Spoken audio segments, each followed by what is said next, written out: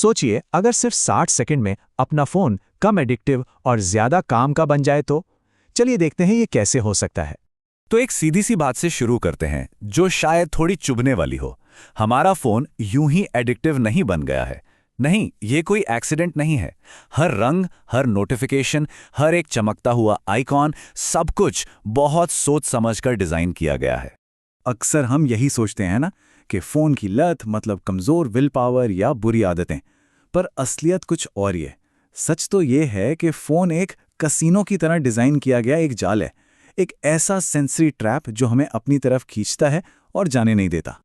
और ये समझना बहुत ज़रूरी है कि हमारे दिमाग को असल में किसी ऐप की तलब नहीं होती। नहीं, उससे तो उस डोपामाइन की तलब होती है जो इन ऐप्स के रंगों, कॉन्ट्रास्ट और हर बार कुछ नया दिखने से मिलता है। सोचिए, इंस्टाग्राम, यूट्यूब, वो सारे नोटिफिकेशंस, ये सब बस डोपामाइन रिलीज करने वाली मशीनें हैं। ओके, तो अब थोड़ा गहराई में जाते हैं और समझते हैं कि ये रंग आखिर हमारे दिमाग को हाईजैक कैसे कर लेते हैं। ये सब कुछ हमारे दिमाग की जो हजारों साल पुरानी वायरिंग है ना, उसका फायदा उठाने का खेल है।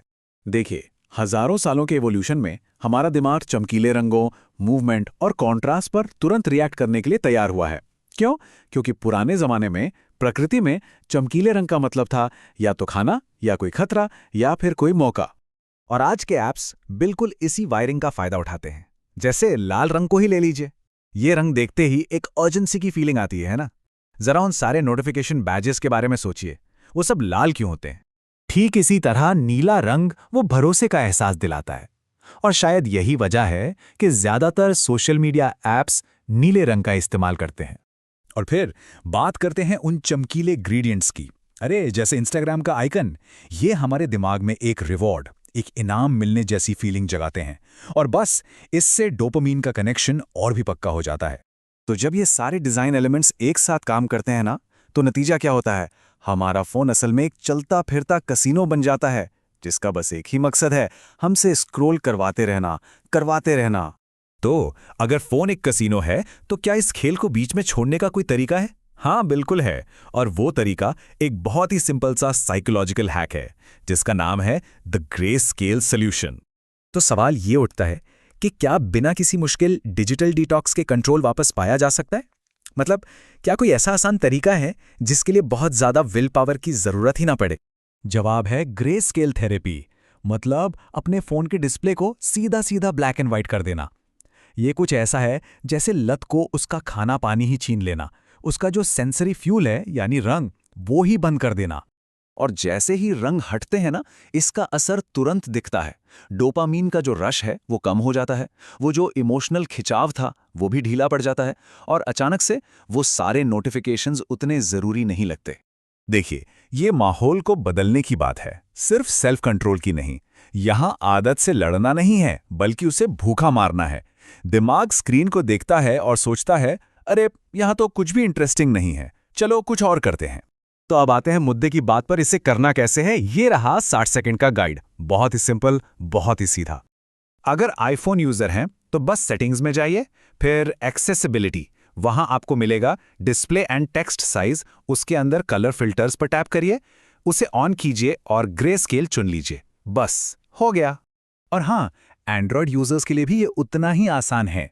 सेटिंग्स में जाइए, एक्सेसिबिलिटी पर, फिर कलर करेक्शन या विजिबिलिटी पर जाइए, कलर करेक्शन को ऑन कीजिए और ग्रे स्केल चुन लीजिए। सिंपल।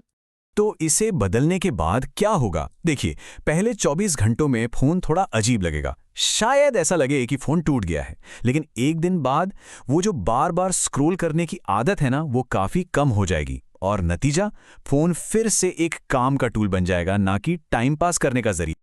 पर यह कहानी सिर्फ फोन की नहीं है, इससे एक बहुत बड़ा सबक मिलता है कि हमारा माहौल हमारी विल पावर से हमेशा ज्यादा ताकतवर होता है। तो अब तक हमने क्या समझा? ऐप्स रंगों का इस्तेमाल करते हैं हमें खींचने के लिए, और हमारा दिमाग इस जाल में फंस जाता है। लेकिन जैसे ही हम रंगों को हटाते हैं, ये जाल टूट जाता है, ऐप्स बोरिंग हो जाते हैं। तो याद रखिए, सिस्टम बनाना सेल्फ कंट्रोल से ज्यादा काम आता है। तो असल बात यह है कि हमें ज्यादा डिसिप्लिन नहीं चाहिए, हमें चाहिए कम ट्रिगर्स। सोचिए, जब वो चीजें ही नहीं होंगी जो हमें उकसाती हैं, तो फिर लड़ने की जरूरत ही कहां पड़ेगी। बस अपने आसपास का माहौल बदल दीजिए और फिर देखिए, व्यवहार अपने आप बदल जाता है। ये वाकई में एक बहुत पावरफुल प्रिंसिपल है। और ये हमें एक आखिरी सवाल पर ले आता है। फोन के अलावा और कौन-कौन से माहौल हैं जिन्हें अपने फोकस और व्यवहार को बेहतर बनाने के लिए बदला जा सकता है? इस पर सोचने की जरूरत है।